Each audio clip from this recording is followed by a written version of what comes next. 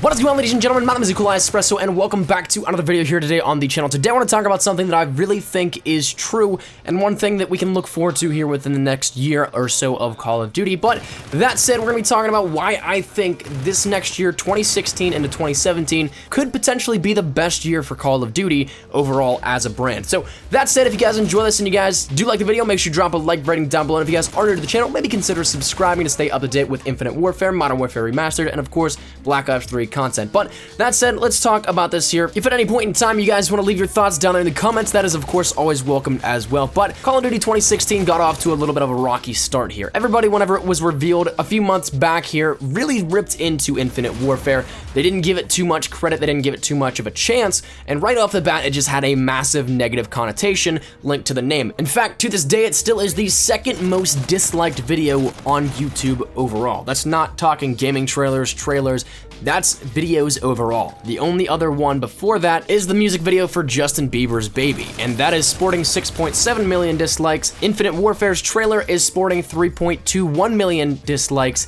and that is a staggering lead over Rebecca Black's Friday, which is number 3, and that only has 2.3 million. So almost an entire million more dislikes than the number 3 spot. So it was something that got off to a really rough start here with it, but I think a lot of people have started to turn around. The hate bandwagon has kind of died down a little bit. Of course, it's still very much so in effect here, as you can see by all the trailers, all the gameplay. It's relatively 50-50 in terms of the ratings, but it is what it is. That said, though, I think that we've seen a lot of promising gameplay and information here out of Infinite Warfare. I personally was very skeptical going into it here, but once I got hands-on experience with it, and I saw even more stuff before that, I opened up towards it, and it really actually isn't that bad of a game. But that's just my personal preference. Take it however you will. Although the nice part is that you're not only limited to Infinite Warfare this year as we've been with previous titles. Sure, you could go back and play different games here, like at the start of Black Ops 3, I could still play Advanced Warfare, but it wasn't the main title, and it wasn't something that was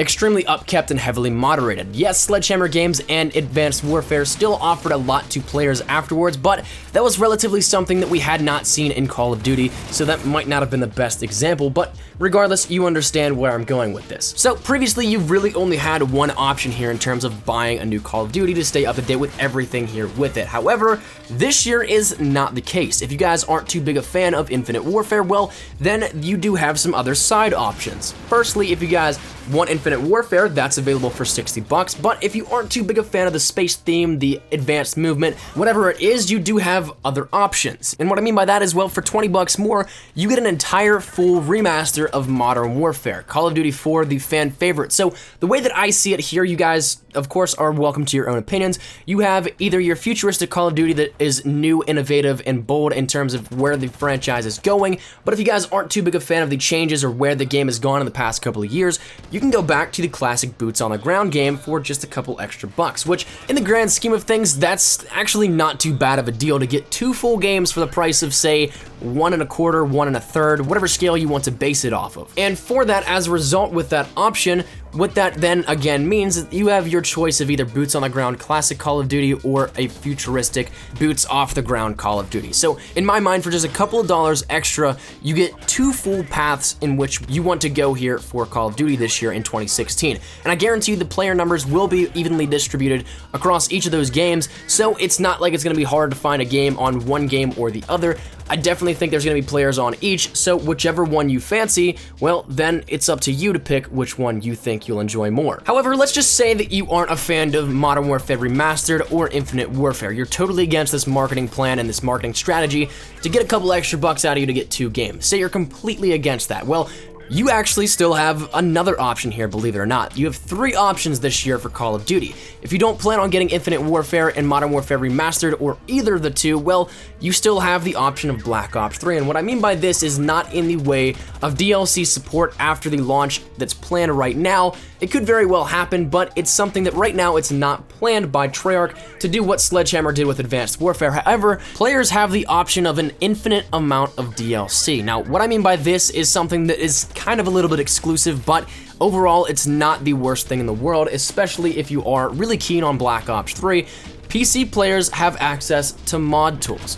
Mod tools are still relatively in the alpha stage right now currently, but it is something that will then carry over into the life cycle of Infinite Warfare, as well as Modern Warfare Remastered, and once it's out into the public beta and the complete public build, then that is where creators can have the full run-of-the-mill here with it. They can create absolutely anything that they want within Black Ops 3 for the PC version. So once again, that little stipulation is that it's on the PC version and not on console, though that's not something out of the realm of possibility. We've seen games like Skyrim and Fallout 4 have mods come to console via different development strategies in which mods on PC were ported over to the Xbox One versions of those games. So that said, it is something that could be possible. Is it on the agenda? Not right now, it's not publicly known, but regardless, there is an infinite amount of DLC that could come with mod tools in Black Ops 3 being in the public release. So that said, the way that I see it right now, this upcoming year has a ton of potential and really I think could possibly be the best year for Call of Duty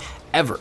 Simply because we have 3 different options here in terms of content and what you want to play as a consumer. If you want something brand new, fresh, innovative, and something that is still based in that future setting we've had the past couple of years, you have Infinite Warfare. If you guys are not a fan of that and you guys want to go back to the boots on the ground Call of Duty, you have Modern Warfare Remastered for only a couple extra dollars. And if you guys are against all of that, well then you still have Black Ops 3 with support on PC that will offer a lot in terms of brand new content for not only the duration of Infinite Warfare's life cycle, but also much farther past that. So that said, I think that's where we're gonna wrap it up here today, ladies and gentlemen. Would love to hear your thoughts down there in the comment section down below. Do you guys agree with this? Do you guys think it's going to be a good year? Or do you think it's going to be traversely a horrible year for Call of Duty? Any thoughts are always greatly welcomed, and of course, it's a discussion here with this one, so I'd love to hear your thoughts down there. But if you guys did enjoy the video, make sure you drop a like rating down below. And if you guys are new to the channel, maybe consider subscribing to stay up to date with everything Modern Warfare Remastered, Infinite Warfare, and of course, Black Ops 3. So that said, I'm looking forward to it. Hopefully you guys are too. Hopefully you guys did enjoy the video. Mine has been Nikolai Espresso. I'll see you guys later. Take care and peace.